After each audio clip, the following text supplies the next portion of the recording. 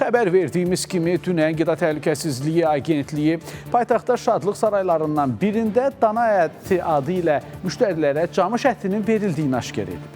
Etiraf edək ki, menyunun qiymətindən asılı olmayaraq qidalar içərisində ən çox ətin keyfiyyətli olmasına diqqət edirik.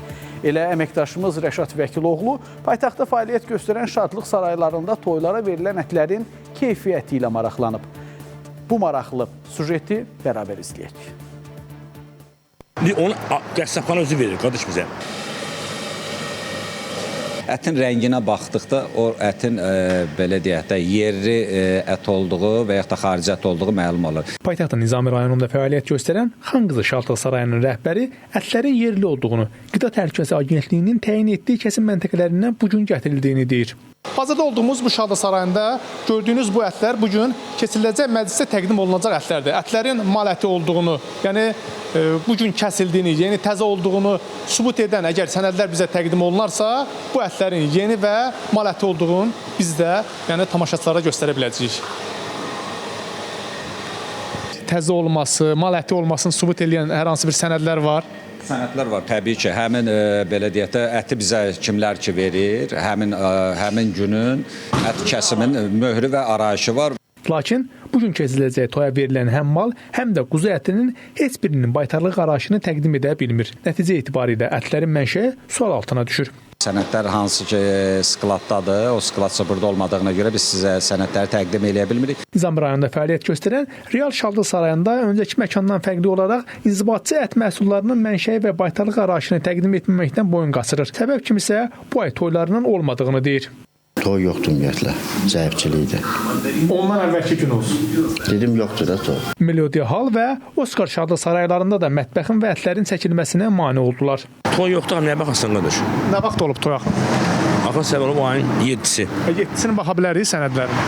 Necə? Yəni, o ambardarda olur da bizdə olmur qardaş. Mənşəyin bizə toyumuz yoxdur. Yox, bu gündən söhbət edirəm.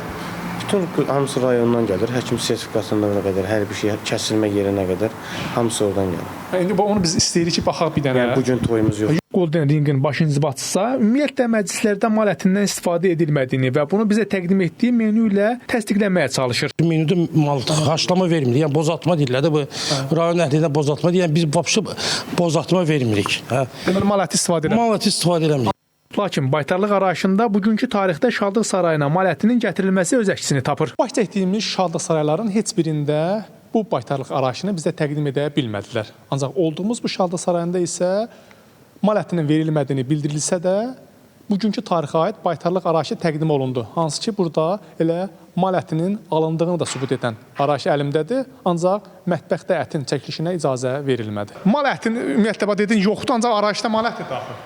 Qardaş, soda saxladım. Əgər paytaxtda bütün Şadlıq sarayları məclislərə verdikləri ətləri Qida Təhlükəsizliyi Agentliyinin müəyyən etdiyi kəsim, satış məntəqələrindən alırsa, o zaman niyə tələb olunan sənədləri təqdim edə bilmirlər? Bizdə əsas nəzarət elədiyimiz sahə müvafiq baytarlıq sənədi olmalıdır, bir də istehlakçılar aldadılmamalıdır. İstehlakçılar aldadılmamalıdır belədir ki, müvafiq baytarlıq sənədi arayışı verilir başqa bir heyvana, amma menyuda təqdim olunur başqa bir heyvan kimi. Məsələn, camış ətinə verilən baytarlıq sənədi dana ət adı ilə satışa təqdim olunur. Burada qida təhlükəsizliyi riski mövcud deyil, sadəcə burada təhlükə əsas istehlakçının aldadılmasıdır. Bəs bu halda sahibkarları hansı cərimə gözləyir?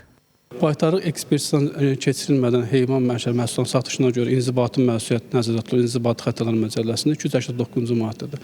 Burada vəzifəli şəxsə 500 manatdan 600 manata qədər məsuliyyət daşıyılır. Baytarlıq sənədi mövcuddur, lakin başqa heyvan ətini təqdim edir istehlakçı. Belə olduğu halda burada istehlakçının aldadılması kimi təqdim olunur. Burada da vəzifəli şəxsə 1500 manatdan 2000 manata qədər cərimə nəzərdə tutulmuşdur. Rəşad Vəkiloğlu, Əfqan Bayramov, Space xəbər.